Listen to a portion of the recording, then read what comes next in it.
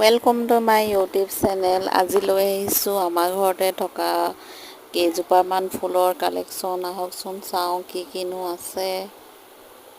এই কেইজোপা হৈছে নয়নতৰা। আকৌ এই কেইজোপাতো ফুলাই নাই বাৰু, বৰষুণ নাই কাৰণে ফুলখিনিও ভালদৰে ফুলা নাই।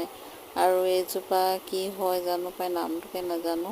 ফুল বৰ্তমান ফুলা নাই, অকল পাতখিনিহে আছে। আৰু এইজোপা অশোক ফুল হয়, পিংক কালাৰযোৰ আছে